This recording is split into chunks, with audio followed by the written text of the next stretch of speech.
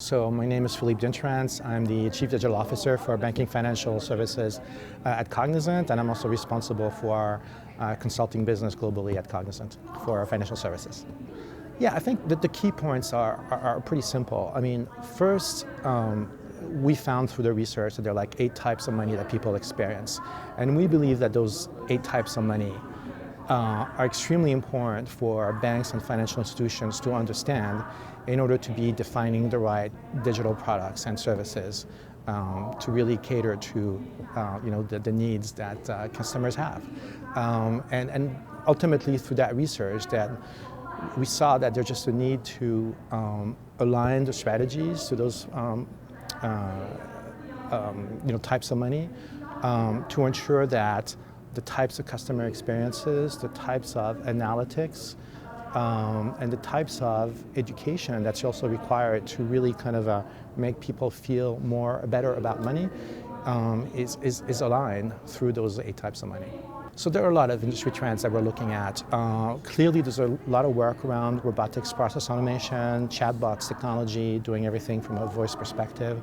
We're seeing also a lot of work being done and experimentation being done and partnerships being set up when it comes to blockchain. So those are the areas that I think are very important. In addition, I would also say that we're seeing a much greater push in terms of what artificial intelligence can take us in terms of much more sophisticated models to be able, for example, to provide some much better predictive ways and automated ways of helping clients save and make that link between slow and fast money. So, in summary, what we're seeing and what we're focusing on is really a lot of focus on artificial intelligence, robotics, and especially from a process automation perspective, as well as the emergence of blockchain. I mean, I think the philosophy on failure is ultimately there's clearly going to be failure in anything that we do. If we don't fail, then I don't think that we actually are pushing the boundary. So ultimately what I try to do for myself as well as with my teams is to ensure that we try to do what's maybe not easy or not the easiest path, but that we really go kind of full out, try to move the boundaries. And if we fail, that's fine. We'll learn from it.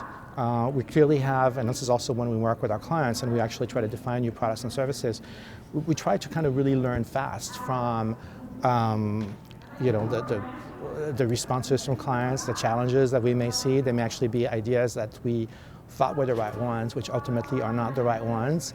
So one, I think it's really important to push yourself to kind of beyond what's expected.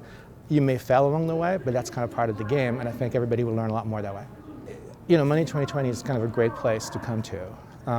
There's just a lot of great leaders. There's a lot of great thought leadership, great exhibitions from fintech companies, and hence it's really kind of a pulse of what's going on in the payments world. It's a pulse of what's going on in banking financial services, and it basically kind of helps us imagine what the future is. And going back to your prior question on failures, it kind of helps us kind of think about all the things that we potentially can try and hopefully succeed with, but in some cases we may actually fail, but that's fine. Again, we've learned it from here, and it's kind of a great journey to come and a great place to come to again, kind of think especially and plan for 2018 and beyond.